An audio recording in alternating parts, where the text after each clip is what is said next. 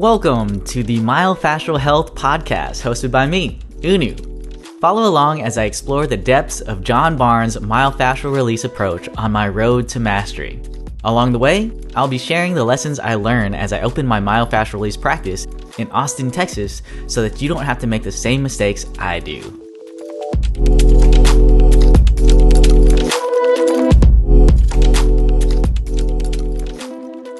Welcome back to the Myofascial Health Podcast. Now, I am joined here by a very special guest. It's kind of a blast from the past. He's a gentleman that I actually went to physical therapy school with.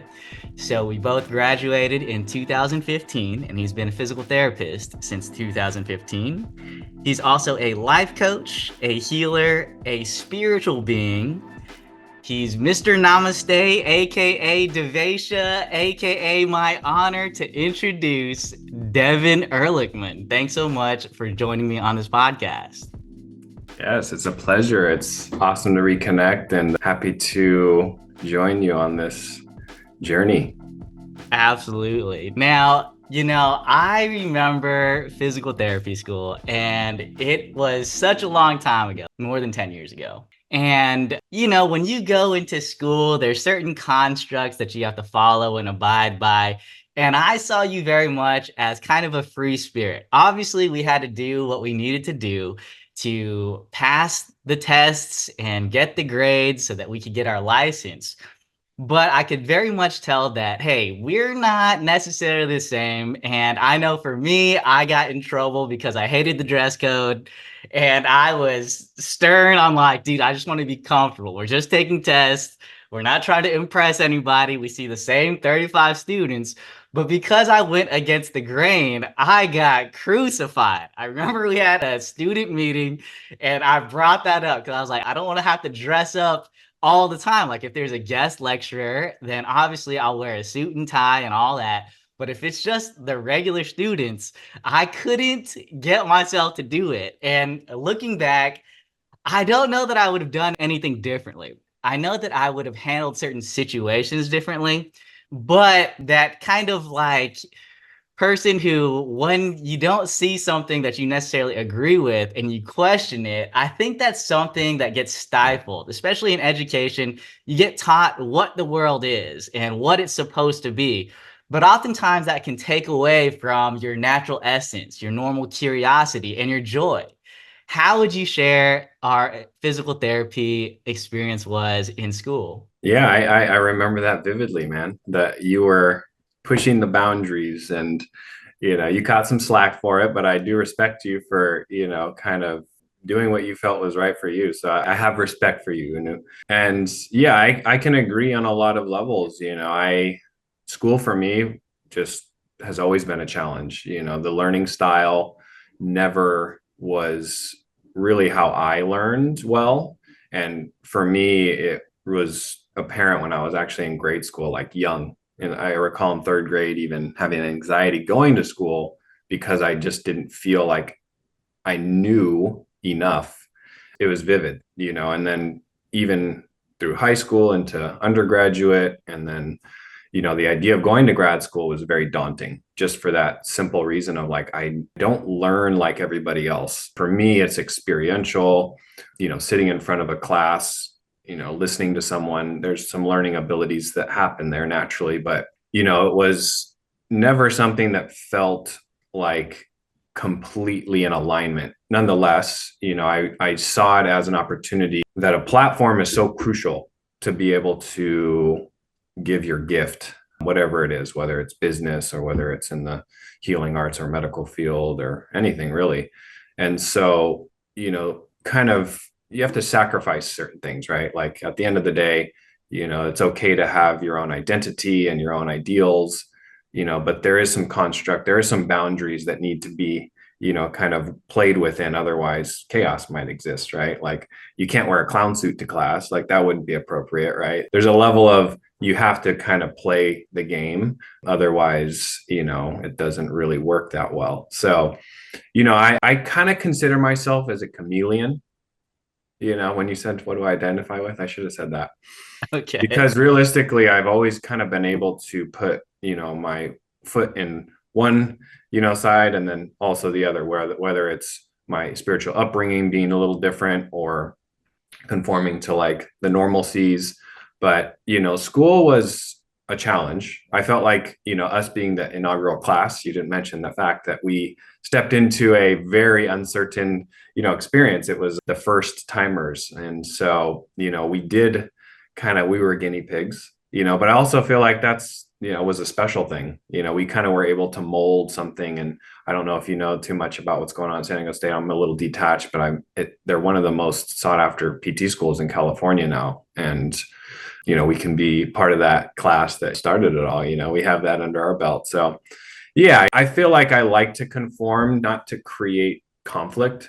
I'm not someone who seeks that. And so I'm willing to sacrifice.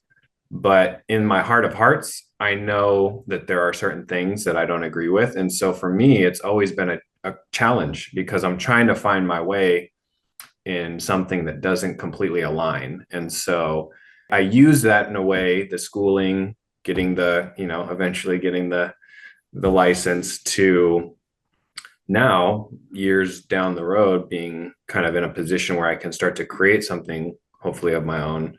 I feel like it's part of the process. And now once you kind of go through that process and kind of conform to some degree, you do eventually have the opportunity to express yourself in your unique qualities. And that's where we sacrifice, and I think, to become what we really want to be. Absolutely. I think that so many people can resonate with your story. Struggling in school, that's a common thing that I hear.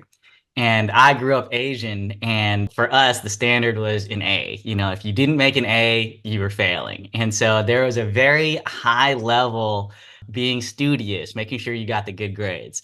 And I am not that person. I think when I talk with my friends and I'll ask them, like, let's say you take your first test and you make a 100 on there, then on the second test, what do you shoot for? And I think a lot of my peers will be like, oh, if I made 100 on the first test, I'm going to make 100 on the second test.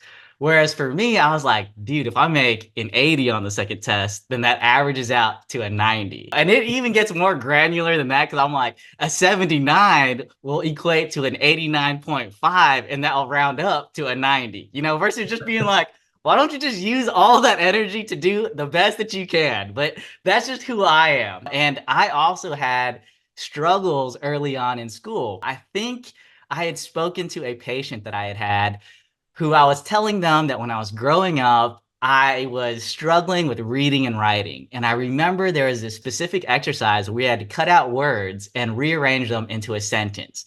And I know that the only thing that I knew was that the big letter or the capital letter started the sentence and the punctuation ended the sentence. But anything in between was just jumbled words. And so I actually got held back in the first grade. And, it didn't really affect me that much to my knowledge, just because I was like, okay, I'm just going where people tell me where I need to go. But it was interesting because I was like, oh, the people I was in school with last year are now in this other room, Mm-hmm. And you just kind of fake it till you make it. And I'm glad that my parents didn't put me in any other programs. This patient that I was speaking to said I showed signs of dyslexia. I wouldn't say it's the full diagnosis, but I remember struggling in school in the beginning, and then somewhere around the third grade, things just started to make sense. And I know that I had learned in developmental psychology that boys' brains develop slower than girls. So oftentimes they're put into these programs, not because they need to be there, but just because they're slower to develop. And I think that the lesson to be learned is, hey, everyone is going at their own pace. And when you go into schooling and you're expected, hey, this is the stuff you're supposed to learn in grade 1 or 2, all the way up to PT school, just because you fall short or you struggle doesn't mean that it defines you. And I can resonate with your story. Something that we were chatting about before we started this podcast is the board exams. I know that you kind of smirked when you mentioned that. And for myself, growing up with being an Asian and studying and grades being super important, when you failed something, you took it very hard.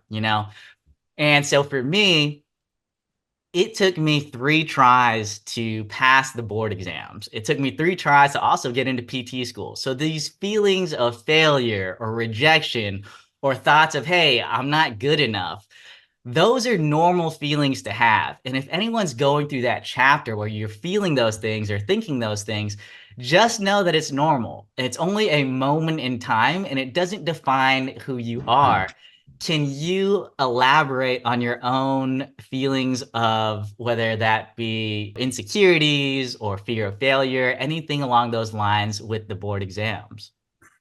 Yeah, I mean, I'm a firm believer that we are capable of manifesting either our biggest ambitions and successes and also our failures and fears. The consciousness being that it's a hard concept to talk about because there's a lot of unknowns about it. But, I think from my personal experience, fear of failure was definitely at the top of the list of things that I feared, I guess you just would say, the failure element. And so I remember I went to India prior to going into PT school. I needed a little break in between to determine whether it was something I really want to invest my energy and efforts into. And I was in India. It's the first time I went, and I was brought to this sage, you could call him, and mystical human. Almost felt like he could immediately read your mind. And I had this experience where I was in his presence and very thick Indian accent, hard to hear, but my niece was there and she could help me kind of decipher what he was saying. But, I was asked to ask a question, and that was the first thing that came to my mind was, how do you not fear failure? Because I knew going into PT school that my biggest concern was that I wasn't going to pass the test. That was leading even into getting into school. I wasn't even in school yet. So this was a fear that I'm projecting years before. And his response, for me was, you can call it source, but, source, whatever you identify with as, for me, it's a specific name, but kind of the source acts as the mother quality. And in that sense, if you have that knowing, you're never alone. You're never going to be left astray. You're never going to be in a space where you don't have something to lean on. And that's hard to know when you're in it, when you feel alone, when you feel like people will judge you, when you feel like, something negative will happen. And so in essence, the response gave me some comfort, but nonetheless, I still had that. But I always identified back with that conversation because, in fast forward mode, get through PT school, the 3 years, get to the board exam. And it wasn't like I bombed the test. I mean, I took it 4 times. Every time first time was 1 question. The second time was 3 questions. The third time was 4 questions. These were minuscule, and which hurts even more. It's like losing a game by 1 point versus 50 points. You're just the 50-point loss is a little bit easier to digest. It's and so I don't have the give up mentality, luckily, but it's interesting because no one was giving me a hard time.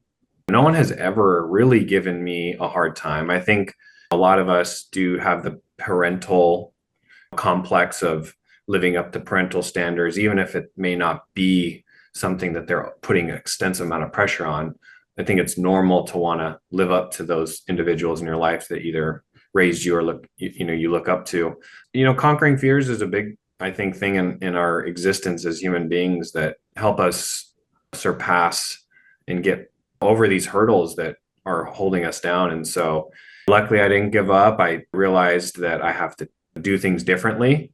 And, I did feel like once I got extended test taking time, because I too had a hard time reading as a kid.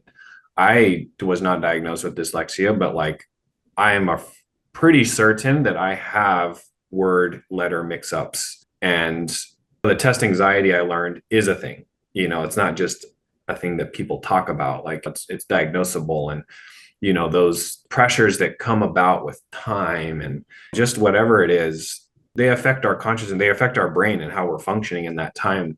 And so once the time element was kind of subsided, I passed.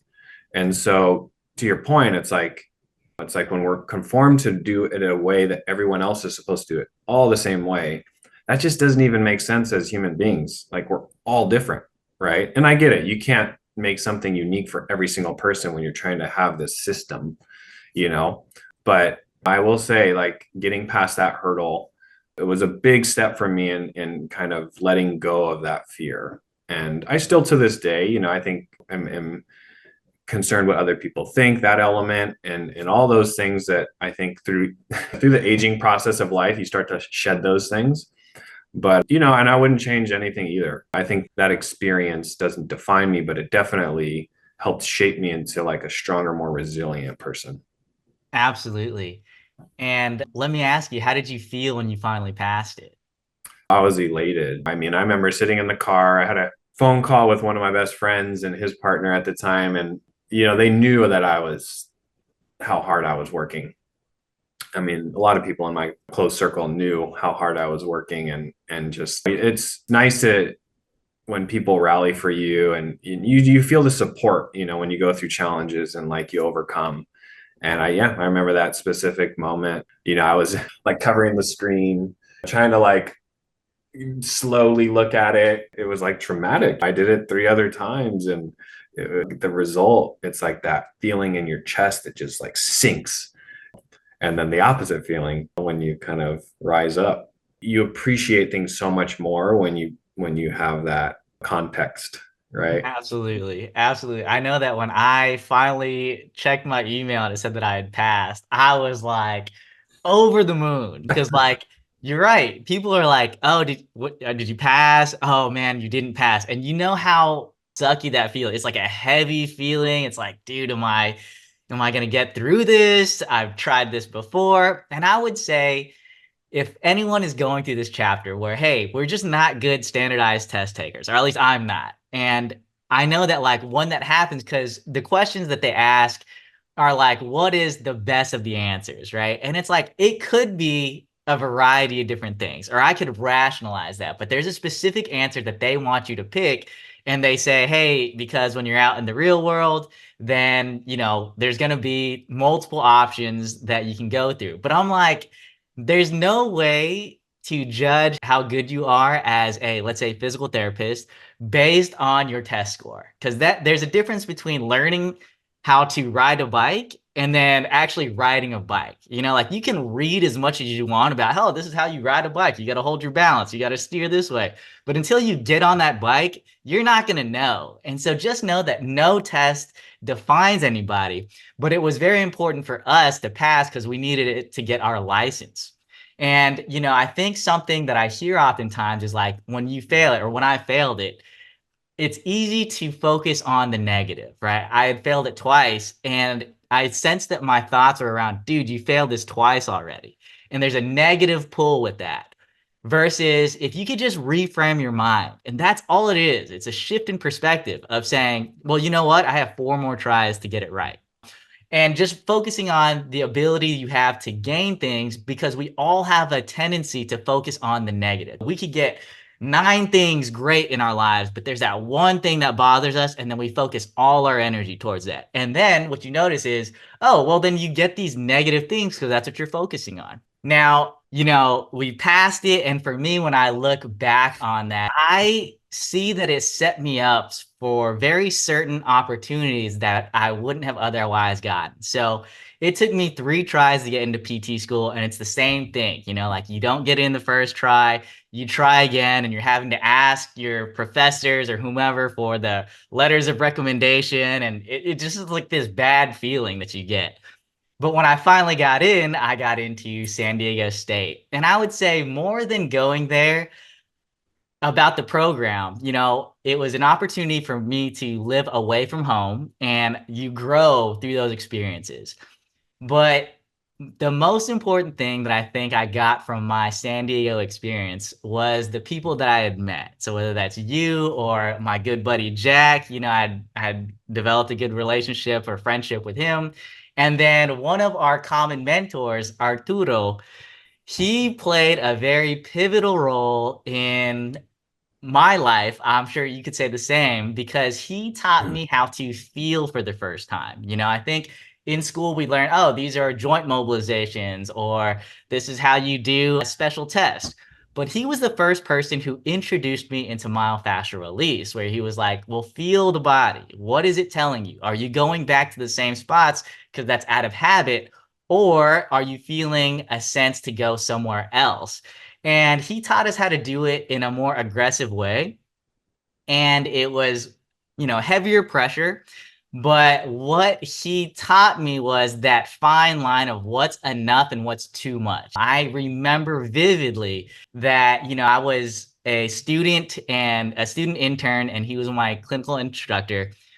And he would let me work with his patients that he sees on a regular basis. And I remember seeing him do aggressive manual therapy or myofascial release. And I remember when I saw it for the first time, I was like uncomfortable, because like people are grimacing in pain. And I was like, dude, are you doing good? But they would get off the table and like, man, it feels much better. And I remember perceiving that and just being like, all right, you're just going to lean in hard. And if it hurts, it hurts. And I remember there was this one patient where I just worked on her legs extensively and I bruised them up like really bad. And she had said, I never want this person to work with me again. And I took that so hard. And I think the importance of having a mentor like Arturo is he knows you're going to make mistakes, but he's there to pick you up. And so I remember him saying like, hey, you made a mistake. And these are the patients that I've given you because they work with me and they're not leaving, but they know that I teach students. And so, just because you mess it up on this time, you still have these other patients that you need to focus on to help them get better. But through that process, I was able to find that line of now I'm like very confident in my touch. I can feel that barrier of like, okay, am I pushing hard enough to where they feel it, but not too much where it'll bruise them and cause them damage? Mhm. And I know that had I not gone to San Diego State, I wouldn't have met Arturo and he wouldn't have laid this foundation for ultimately my path now into myofascial release. Can you share what your experience was with him and whether that be Rehab United or anything else? Yeah, thanks for sharing. That was a cool story. Yeah, he's a special person to me. I mean, the connection with him is actually it's really far out because I was on my way to San Diego State in undergrad at age 17. So I went to San Diego State for undergrad and grad school. My mom, family friend of ours, her son was Arturo's CI. So a family friend knew Arturo as a student.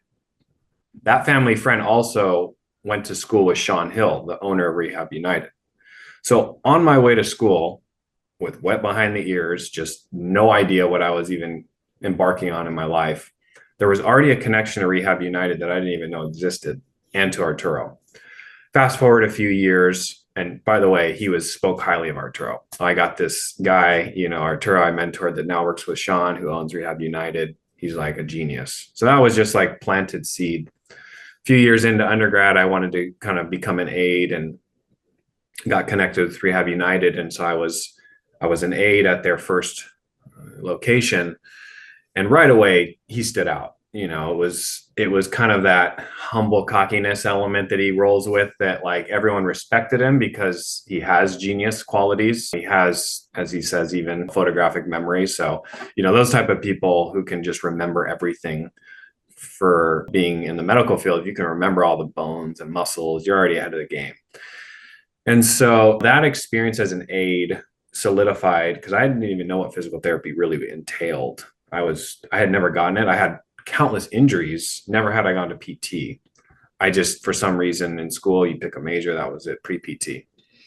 So being an aide for almost 3 years, I got some really, kind of personal experiences with him, mentorship. And again, it solidified like, oh, these are like, I don't really have any context, but these are amazing therapists. All the therapists there were really good. He was exceptional. And so, just observing, which is the kind of type of individual I am, as I like to observe. That's almost probably my strong learning strategy is to observe in a way that's comfortable for me, either from a distance and then through experience, because then he empowers. He's a very good person of empowerment. Despite being that person maybe that everyone wants to go to, he doesn't limit those around him to succeed, So he would ask me to write exercise programs for his patients as an aide. He would definitely allow me to take all his patients, through exercises, which I felt like, whoa, this is like amazing. I'm getting hands-on experience. And so, I fast forward the last clinical, I went with Rehab United, split between two clinics. And then he had finally gotten his own clinic in Escondido, which you went to. I got 2 days a week there, and they were priming me. My dream when I went from undergrad going into PT school, I told Arturo, I was like, man, when I graduate, I want to come work for you. I don't know where you're going to be, if you're going to still be here or not, but like, I want to come work for you, like with you. That dream came true. I got the call. This is during pre-PT boards where you can work as a student waiting for the exam. I got the call. Yo, man, I got a spot for you here in Escondido. Let's do this. I mean, this is again, like the manifesting, right? Like the fear of failure that was there, but then knowing what I wanted as far as who I wanted to work with, that came true. And so those months leading up to the exam, I was just getting that awesome hands-on experience in a small clinic. You can see him, we can talk. I didn't pass, and he was super supportive of me. I was just like, yo, man, it's all good. Like, you can still stay here and work. Let's do this. Second time around, didn't pass. It's all good, man. Like, look, we're going to still work with this. Like, third time, I had to take time away. Like, I just had to put the, brakes on. But, it was, my dream came true in that sense. Despite the hardest time of my life, or one of the hardest times, I also manifested a dream to work with him and continue to essentially work side by side. And I would say just continue my knowledge base of just what an excellent PT can be. And so, I'm forever grateful for his kind of friendship, mentorship. And I feel like, as aspiring, whatever you are, whether it's music, whether it's, business or medicine, we all need mentors to show us a path that's righteous and, or, the way that should be done. And so he, I would say, was my first mentor. And I know a mentor for many others, and we still, stay in touch. But telling him that I was going to move to the Bay Area once I passed my boards, he was a little bummed, but I handed it off to our boy, Jason, our other classmate, to have that opportunity. So, but yeah, man, I think you're one of many like myself who got to be mentored by an awesome, individual. And yeah, I think now we're paving the way. And so from what your experience was from a manual standpoint, I got more of the exercise background and the knowledge of movement, the manual therapy part to some degree, but that wasn't for me the highlight of my experience with him, even though I did see him as an excellent manual therapist. And then, yeah, myofascial stuff though, for me, that was a little bit of a different journey. All right. So just shout out to Arturo Valle in Escondido, California.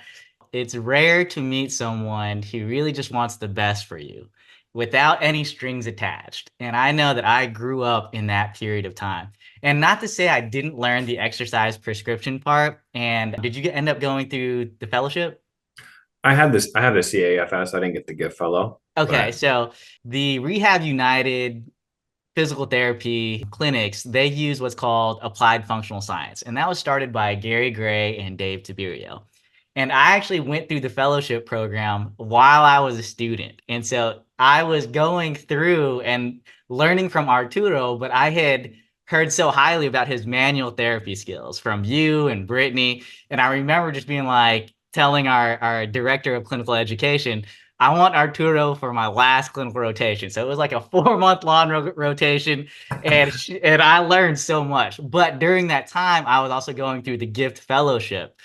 And so he was able to kind of mold me as I was learning things, because I think it can be very tough when you learn something new and you're on your own. And there's such a valuable thing to have in a mentor who's gone through that path and says, hey, this is where we can refine where you're going, or hey, you've got this right, or hey, you're a little bit off here. Let's try to get you back on track, they almost have a bird's eye perspective of where you're going. Now, I will say that I think back to those moments and I have such fond memories, and that ultimately led me to now Myofascial Release, in which I would consider John Barnes a mentor figure. Now, how did you get into Myofascial Release? Yeah, I was a bit naive, to be honest. Myofascial anything after that word has been thrown around like frivolously, I would say, whether it's a tool or a technique. I actually had never heard of John Barnes' specific technique, but let's say, what was it? It was the summertime. Some family friend was, obviously, this is how we live our lives. People know you're a PT. They ask you to help them with whatever their injury is, and you're kind of roll your eyes knowing that it takes more than just like a 5-minute conversation and a technique. But this person was like, someone's recommending myofascial release. Like, do you do that? And I rolled my eyes and I was like, of course I do myofascial release. Like, I do it all the time. Like, I didn't really have formal training, but I just felt like I'm working on the muscle, I'm working on the fascia. There's releases, of course. And then I, needed my Con Ed to be updated every 2 years. We have to meet those requirements. And I went on to the PT board website in California. And sure enough, I saw this course, Myofascial Release, in San Francisco. And, I was kind of getting close to a couple months. I needed to fulfill my hours. And I looked at it and I was like, okay, it's a little expensive. Relatively, it's not that, but it was a commitment. And I didn't know enough about it. And I looked at the website and I was like, okay, this is interesting. Like, seems like a technique that's been around for a while. This isn't like, I don't know. Some of these courses, they almost seem like they just like sparked out of nowhere and somebody's trying to make some money. But it looked like it had, the website, I would say, is a little older looking. And I'm like, okay, well, that looks like it's been around for a while. And I started reading testimonials. I'm like, okay, interesting. Still had like little understanding of the technique, really. And there was this last day before you get the discount, right? I'm on the last patient of my day. And I was, table talk. You kind of talk to patients on the table about your life, their life. And I was just telling them my like dilemma. I'm like, I don't know if I want to commit to this like Con Ed course. It's like a myofascial release course. And he's like, oh, he was a nurse who always mentioned that he used to do massage, right? I didn't know what type of massage. And he's like, oh, myofascial release, John Barnes. I was like, like, it's great. I've taken a couple courses. Like, it's amazing. Like, that's all I needed. Validation is something I think a lot of us need. And me personally, like, I'm always on the fence of like decision making being like this or that. And once I have something or someone kind of validating me in a direction, it's easier for me to make that choice. And so that was all I needed. I was like, oh, perfect. So I signed up, still not knowing. And I get to the course in San Francisco. It wasn't with John, it was with Donna, I think is her name, one of his closest. And it was more of a recording of John, that Myofascial Release 1. And, you're in the auditorium, and I walked in with this person who had been to many courses, and she was very much like excited about the whole experience. And it was not her first time. She had been doing it for 10 years. I'm like, oh, this is like interesting. Someone's still like Myofascial Release 1, like you're here 10 years. I didn't quite understand like why she'd be coming back to the first foundational course. Again, I was pretty naive to the whole thing. And then she was like, yeah, you want to, find people that are really good with their hands. And I'm like thinking to myself, I'm like, pretty good with my hands. I kind of had this like ego thing when she said that, like, all right, I could tell she was looking for other people to see who she knew. Meanwhile, I'm like, I think I can do this. Whatever it is, I'm pretty sure I can do this. But you try to act humble. And then the class goes underway, and immediately it's like I could tell the way that he started talking. I resonate with that. Back to the school thing. It's like I'm not that type of learner. And so when he started going into his concepts that were very much like intuitive and feel, and I'm just like, oh, okay, this is my language. I speak this. And so, yeah, we obviously then start doing the kind of back and forth, where you kind of watch, learn, and then go integrate. And for me, when I was receiving, it was like I was immediately able to just like, I was starting to fall asleep on the table each time, which was, I could identify quickly as like my nervous system was just finally like settling, And it was funny because at the end of the 3 days, that same person that I had met the first day, right, was like, do you want to work on each other? And I worked on her first, or as I recall. And she started unwinding while I worked on her. And, I'm not uncomfortable with that. Like I remember one of my clinicals, I had 3 people in a row cry with me. And I have 5 sisters, like emotional elements, not to say women are emotional, but like having 5 sisters and a mom raising me, like I was around a lot of high emotions and it shaped me in a positive way, I would say. But, crying and unwinding the movement was a little bit more new. I didn't quite have that ever experience working on somebody. But it was just funny because she quickly kind of, was praising how my touch was already there. And so that was the 3-day myofascial one. And of course, they do like a following course, right? And I'm like, I have to go back to work. And I had been yearning for some inspiration throughout the pandemic. I hadn't taken Con Ed. I haven't been in a live course for years, it felt like. And I was like, damn, this is like finally something that I'm finding inspiration. I'm not going to go into my whole like pre thing, but I've been looking for change. I've been at the same clinic right now for 5 years, managing it for 3.5 years, like a lot of responsibility. Like I hadn't gotten a chance to kind of tell you where I'm at with my career, but I've been wanting change. And so this course felt like a tool that really, and that can happen at courses, you get inspired. And then I was like, damn, this next course is right around the corner. I have all this responsibility. The course is Monday, Tuesday, Wednesday. I don't know how I'm going to like clear my schedule. It's Sunday night. How am I going to do this? And I just made the decision of like, we always have to think about what is best for ourselves, especially being in the medical field. You're always trying to help other people. People pleasing is a common thing, but it's like being able to figure out what is necessary for us in that moment. It can be hard, but I put my foot down. I was like, yo, I got to do this. This is just has to happen. So I took the pelvic one. And during the pelvic one, it was like they opened up even more about what unwinding is. And having worked on people throughout that 3-day, I started having those experiences again. One of the instructors I worked on had a full unwind. And then she worked on me. And that was my first experience having an unwind with my lower body, just a simple leg pull. I have a lot of trauma to my lower back and sacrum from childhood like injuries. And the vision of the specific, kind of incident of the trauma that I experienced with tearing my psoas and cracking my tailbone, she was just doing leg pulls. And I just recall my legs moving. You have control, but you don't. And consciousness is aware. But that I got up and I had the full body kind of experience of, to me, felt like an unwind. And that solidified that this type of work, not to say it's the only way, but it is a way. And I felt very much in alignment with it. And so that for me was, what I was calling in. And it was just grateful that I made the move to kind of make it happen. Yo, that's awesome. Way to go to take that risk. Yes, there's so many of us who are chronic people pleasers, and you're always trying to help somebody else at the detriment of yourself. And so I'm glad that you took a stand for yourself. You were like, I don't know how this is going to work, but I need to be here. And you furthered your myofascial release journey. I think, yes, if you had a rotation with Arturo, you leave there thinking, yo, my manual skills or my hands-on skills are pretty good.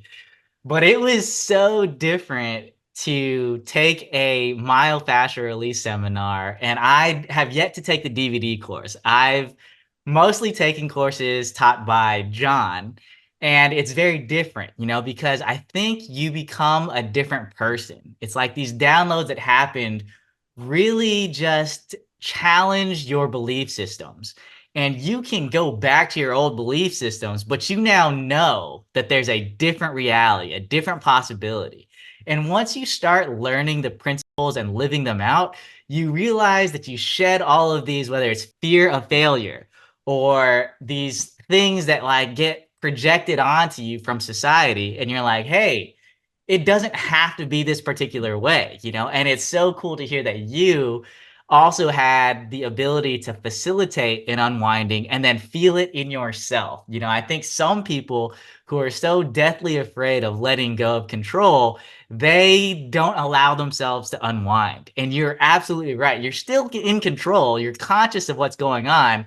But the more you can let go of control, your body has this innate wisdom that is telling you where it needs to go to heal. And, I also remember in my first seminar series, there was a massage therapist who was like, I was doing an arm pull on her and she was like, you have such a healing energy. And I was like, I don't even know what that means. Like, I'm just following directions. Like, he's literally teaching us. Like, I'm like, anyone else can do this work, and something he says is, anyone can do this work. And I remember I was in such disbelief because when I had seen unwinding for the first time and when John does it, it can look pretty violent sometimes. I'm like, bro, what have you been through, And I was like, I think it's just him, but I was helping facilitate the unwinding process. And I think what it is about is like holding space. And holding space, if you're new to this atmosphere, is just being able to sit in the mud with somebody. Like, are you there? Are you present? Are you listening? Or are you saying, hey, I got to fix them. I got to do this and they got to follow me?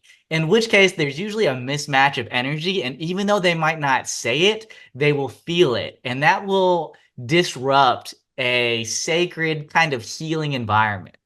Something that John does is he holds space for everyone in the seminar series. But I remember at the end of my vacation series, where it was MFR 1, Unwinding, and 2, I had enough courage to ask him, like, hey, could I get on stage and feel what you're doing? And it was very subtle. And it's cool for me to reflect back now because I was like, all right, what's the pressure like? Where's he at? Is this something that everyone can do or is it just John? And I remember I started to unwind just a little bit. Like my hands and legs would float, and I felt like they were like kites kind of being tethered by John. He was on my abdomen. And I was like, he's very attuned, but I didn't think it was anything out of the ordinary. And I remember sitting up and just being like, yeah, I think anyone could do this work. Now I know it's like he's very centered and very present. And that's where you hold your power from. And so it's cool to hear that you've had your experience and, now you've embarked on this next chapter of life of myofascial release.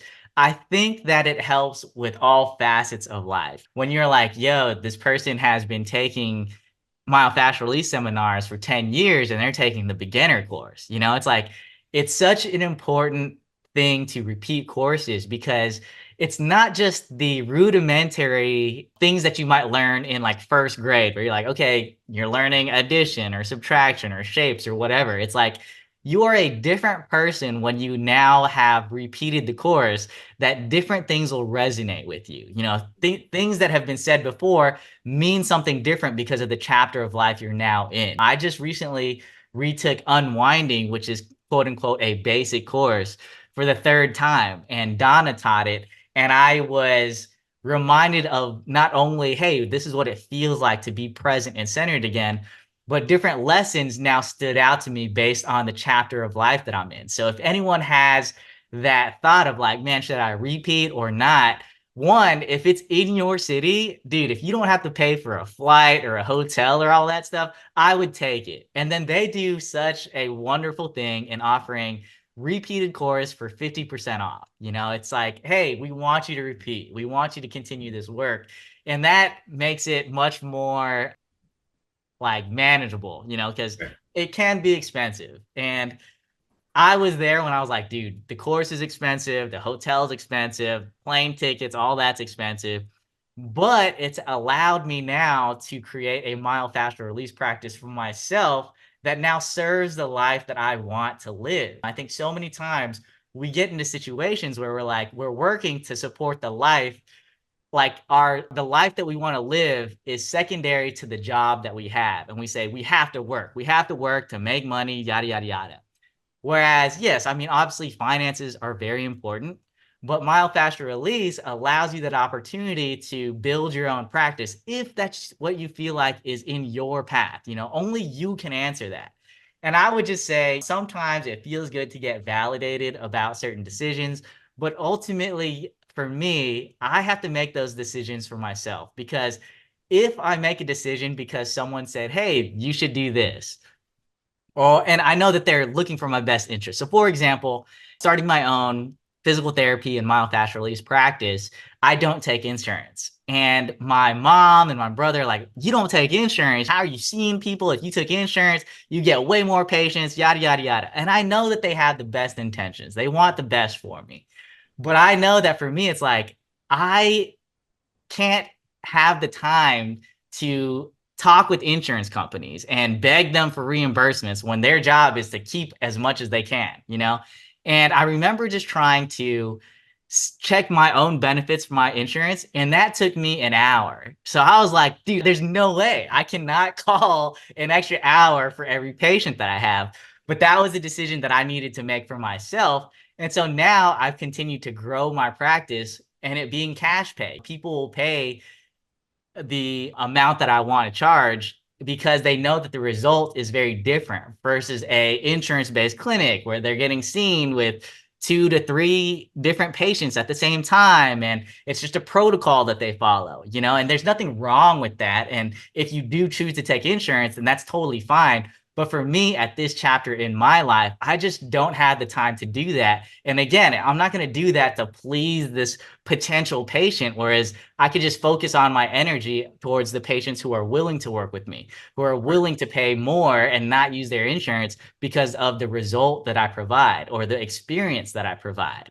You know, something that you had mentioned is you are in a chapter where you are looking for change. You're like kind of plotting your exit strategy. And I think for a lot of us, we have this mindset where we're stuck at a job for X amount of years and it feels safe. You're like, "You know what, I have benefits here, or, you know, I'm getting paid. And obviously, if you have a family to support, those things get brought into the decision. But I would say that you're kind of giving into what we call the channel 5 fear. You're kind of looking at what's comfortable versus what's going to allow you to grow the most and ultimately build a fulfilling life that you want to build. So can you talk us through what your experience is right now, where you're kind of in this crossroads where it's like, you know that you want to do something different, you're plotting the exit strategy, but I'm sure that there's fears or limiting beliefs that come with that. Yeah, I mean, I right before the course, I was going on a walk with my dad and kind of just letting him know what my thought process were and what my desires were. You know, I want to leave this job that I'm at. I don't feel like I have an exit strategy, but these are the things that I know that I want. I know that I want to provide a service that is of high quality, that will speak for itself, and people will pay because they know that the service is worth it. And I have tons of ideas. I mean, I've had ideas for years, and it's all in the gestation period still because, yeah, I've had this, you know, job where I've worked and I've had awesome opportunities. You know, I helped build a clinic from the ground up. That was a dream. I did that. I took on more management position to learn how to become a leader, and still learning that, but that's all invaluable experiences. But you know, when something kind of has taken its course, you feel it.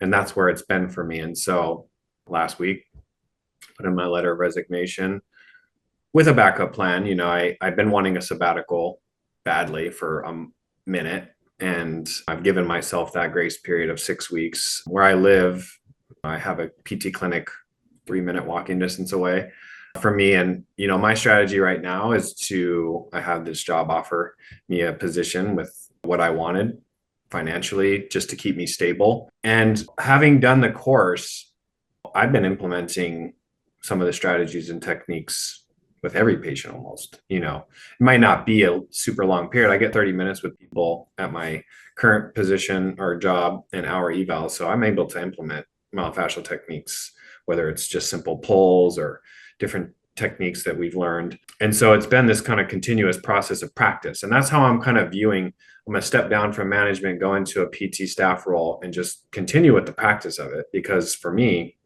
it's all about practice, continual practice. But this is a temporary situation too. It's definitely a comfortable one in knowing that I can cut down my hours, cut down my job requirements, and focus on the treatment element, which I ultimately love. That for me still brings a lot of joy. I think myofascial release technique gives a more subtle approach that you can then push deeper if need be, or stay there. And most people who come into PT need a gentler approach, to start with at least. And they may not know it. And at the same time, some people don't want it. And you have to respect maybe what they don't want either. They're not ready for it. So yeah, I've kind of taken this plunge, and I am exiting a current situation, joining another one, which I know in my heart of hearts is very temporary. It's just to kind of like soothe the transition, knowing that I want to create something, knowing that I don't want to be bogged down by insurances. I mean, I do know that helps and benefits a lot of people because they prefer to use that model, which is understandable. But you also see that is restricting, either visits are restricted or deductibles are really high. And at the end of the day, I don't know anybody who wouldn't pay a certain amount to feel good if they've felt bad for a while, or even if it's acute. I mean, pain is something most people despise, even though it's sometimes very necessary. Pain is an expression. Obviously, acute traumatic injuries, those are in a different category maybe, but the chronic elements, all of these things, people want to rid themselves of it. And, I don't think that we're trying to kind of do anything that the body doesn't want to already express, and that's letting go. And yes, holding space is a key component to it. And I know with me, when I'm doing it and my mind is somewhere else, which is hard not to be when you're stressed or when you have a lot on your plate, because in the course, when you're in there for 3 days and that's all you're doing, I do recall that beauty of just being present. And, life is so complex with everything at our fingertips right now. It's really sensory overload, more so than ever. I mean, it's going to continue to be that way. So being able to kind of learn this technique, and at the core of it being very much like a connection element of healing, I find it's just like, and just your hands being the tool. Because I've been into a lot of the biohacking. I've been studying that stuff for years, and just all of the cool gadgets that are coming out, and thinking like, okay, I would like to invest in all these modalities that I feel like can expedite healing. But that course just reiterated, that's cool. All that stuff's great. But these things, like right here, have the magic. And, this thing, us, the conduit, the energy source is within us. And then creating that space and helping other people realize that same thing. And talk about empowerment. I mean, that's like, if you don't need anything else besides the being, you and another person or a group, I mean, then you have the group element, right? Where you're like, you see that it's like a power source, just like getting bigger and bigger when you have 2 to 3 people working. And that's just like you just see the energy circle of what's possible. And yeah, it's nice and reassuring to know that like we have what it takes to feel good and be well. Does take an environment, does take the right association. I want to be somebody who creates that environment, and I want to collaborate with those types of individuals, and I want to help those people, because ultimately I want to be helped. I know what not feeling good feels like, and I know what feeling good feels like. And that context, I know that I want to continue to try and feel well. And I think myofascial release that was the first time when I had my first unwinding, I was like, oh, I feel like there is potential. And I manage my symptoms pretty well considering, but yeah, it gave me hope and faith that like, there are things out there that are still, I don't know about, not to say I know it all at all, but this was a breath of fresh air. I love that. Welcome to the club. I think a pleasure to have someone that I've met in the past in PT school to now join this myofascial release community. It's been such a pleasure to reconnect and to just kind of remember where we've been to now also learning where we're going. I think something that I really appreciate about the myofascial release community is most of the time they're very supportive. And what I mean by that is I had gone through fellowship through the Great Institute as a student. And everyone around me was like, oh man, he shouldn't be taking this as a student. He doesn't know enough. He doesn't have enough experience, right? And my first job at a PT school was at a PRI clinic, a Postural Restoration Institute clinic. Wow. And I tried to get my PRI certification after a year, and they recommend at least 2 years. But I was in a PRI clinic and I was learning things very quickly. And I also had that same experience of like kind of being shunned because I would ask a bunch of questions and I don't know if they just felt bad of not knowing the answers or whatever it was. But when I went to myofascial release and I got it, there was such an overwhelming amount of support of you've got it, keep going. And so much so it's like, oh, I kind of want to open up my own practice. Like, yeah, you have it. You like do it. There wasn't any of this like you're too young or you don't have enough experience. It was literally like if you've got it and it's the touch. And that is one thing that I think we all have. Just like you said, it's like it's our hands, like we were born with them and we can facilitate a healing response for this. And that is all we need. It doesn't have to be this super complex, thing that really just makes it too complicated. But at the very basic level, it's like, are you here to help somebody? Can you hold space? Can you be present and be an active listener? Do you have a compassionate heart? Do you have those things so that when I do put my hands on you, that we have this energy exchange and we meld and I can meet you where you're at, but then you're also guiding me on where to go, And that in its essence is what has allowed me to start my own myofascial release practice. I rent a room. It's only like 8 by 11 feet. I have a table in there. I have a desk in there for a computer to take notes, but that's it. When people, especially physical therapists, look at my setup, they're like, yo, where's all the equipment? And I'm like, I don't need it. One, we have applied functional science. So a lot of the exercises are functional and you just got to use like a door frame or whatever you've got. But the majority of my session is spent doing hands-on myofascial release. And once they feel the releases, that's where the game changes. You're not convincing them that, oh, based on this theology or this philosophy, this is why this should work versus it could be totally different. Something that John teaches in his seminars are about like splatter paint. And he just is saying paint can splatter so many different patterns that you can't follow a protocol because back pain to one person might be totally different to back pain for another person. But as a therapist, you read the body and you work with them. You don't do myofascial release to a person, you do it with the person. And once they are included in that process, then the releases happen or the resonance happen. That's when the unwindings happen. And then there's certain things that just come up that you can't learn in a textbook. It's been very great, I think, to reconnect with you, Devon. Thank you so much for being open and honest with us. I'm so glad that you shared your story. I think that'll help others who have maybe gone through failures like you and I. But also, hey, you're at this inflection point. You're at this place where it's like, yo, I'm not happy with where I'm at. I want to make a change.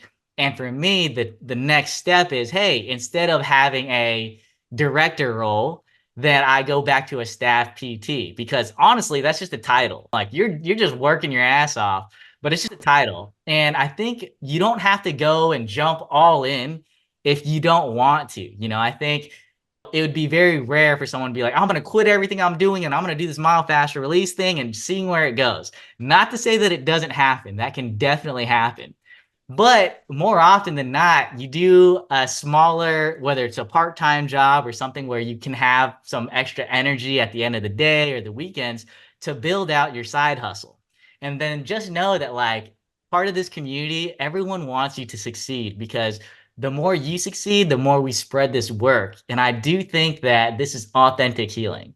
And, there's different people in this community who are continuing to grow that. I think you're brand new and it's cool to hear that you've connected with certain people. But I think as you embark on this journey, you'll meet even more people who come from different backgrounds. And the person that comes to mind for me is this woman named Carol Davis, who taught at different universities and actually introduced myofascial release to the University of Miami, and so I think if we can get to a place where we continue spreading this work, where I would hope that one day we do see it taught, whether it's PT schools or massage therapy schools. I think they do teach a small bit of it in massage therapy schools, that this work continues to grow. And as long as you don't have an ego about it, that you're in the right place, and as long as you have a servant's heart, you're going to be able to provide a result that I can tell you people are willing to pay for. But that is the experience that I've gone through. And I know that there's different thoughts maybe in the beginning. I know I was insecure. I was like, man, are people really going to pay for this? But as you take those steps, that anxiety lowers, you get more confident in what you're doing. And then when it actually works, it's not what you think, because it's actually happening. I think a lot of times we put that extra pressure on ourselves because we fear failure or we fear judgment. Whereas in myofascial release, we challenge that and we say, what if you fail? It's not really failure unless you quit, because if you fail on Monday, you could try again on Tuesday. If you fail on Tuesday, you can try again on Wednesday. And it's just what you learn through that process, instead of being like, man, this didn't work out and now I'm done. And then you're back to the same old position that you were. So at least you took the risk, Do you have any last thoughts to share with my audience? I think talking about these types of things is really important because, this isn't unique to just us when it comes to failure, fears of that, when it comes to making changes in life, when it comes to not knowing. We're all in that same boat.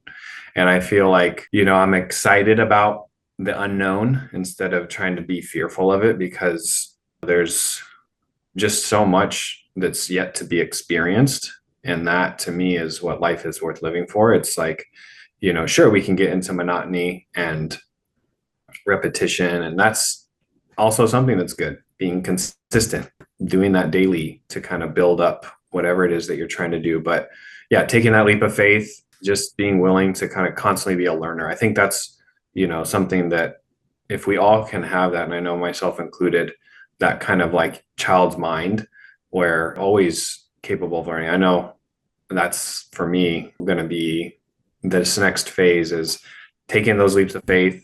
I love hearing people's stories, because that for me gives me some sense of like not being alone. And I think when we don't feel alone, then a lot of those fears, for anybody who's in the healing arts, I feel like this course, whether it's something that you'll implement or not, the fact that you can go and experience it, as far as you learn a technique, you receive and you give, like, it's an excellent way to kind of take a course. In my opinion, you don't have to worry about being tested or am I doing it right? Like you said, everything is so supportive within that element. That was my experience as well. And the other fears of like financial elements, like, if that's something that is holding one back, try to have faith that putting yourself in a position to learn and to help others, there's going to be this natural karmic reaction, whether you believe in that or not. If you're putting positivity out there, the likeliness of something reciprocally happening back to you is very high. So yeah, I'm excited about, some upcoming courses. I think maybe you and I should now connect a little bit more frequently, because I have some questions. But yeah, man, I really appreciate you I don't know if I reached out to you. I think I reached out to you, but thanks for offering me this opportunity to speak. I'm excited about kind of the future and, connecting with you and the community. And yeah, man, just gratitude. You're very welcome. I think I do my part to kind of share people's stories, talk about people's fears. I just want to thank you for being vulnerable enough to share some of these parts of your past that I know for me made me feel very insecure. But I hope that by talking about it, that people know, hey, this is a normal thing. We don't have to pretend that life is perfect when it's not. And it's when you share your vulnerabilities that you actually find strength in that, So I just want to thank you again for being open and honest with us. If someone wants to work with you, how do they find you? Yeah, I'm kind of in that transition period, right? So like I have a clinic I'm still at, which is going to be, only happening for another few weeks. I'm going to be at another clinic in Emeryville, which is in the Bay Area, Emeryville Sports Physical Therapy people want, to go through insurances, that's a way to kind of work with me. But I'm also going to be doing things on the side. I don't really have a handle. My goal is to be more on the social media platforms. I've kind of played in the background, and I'm a little, I guess you could say, insecure about putting myself out there, but I'm actually stepping into that, and I'm going to put myself out there. So as of now, I'm not really too out in the open, but I will say I am going to be. And, I'll share with you at some point and others that information. Right now, my contact info is pretty scarce. It's a phone number and my email. You want to share your email so that if someone wants to work with you, they can. Of course, yeah. It's devone108@gmail.com. And yeah, feel free if anyone feels like this was helpful. I'm in the Bay Area. I feel like my skill set in applied functional science, which also has a background in manual therapy, myofascial release, I feel confident in my skills. I'm more than happy to kind of work with people either in the insurance setting or in the, outside of that as well. So yeah, thanks for giving me that opportunity to speak. You're very welcome. Well, thank you again, and I hope you the best. Keep us posted. You're part of the community now, and we all want you to succeed. Yeah, man. Look forward to connecting more. Thanks for listening to another episode of Myofascial Health. I help myofascial release therapists create beautiful websites for their MFR practices, even if they aren't tech savvy. If you're just starting your MFR practice, or you're an experienced MFR practice owner, learn more about how I can help at www.myofascial.health/website.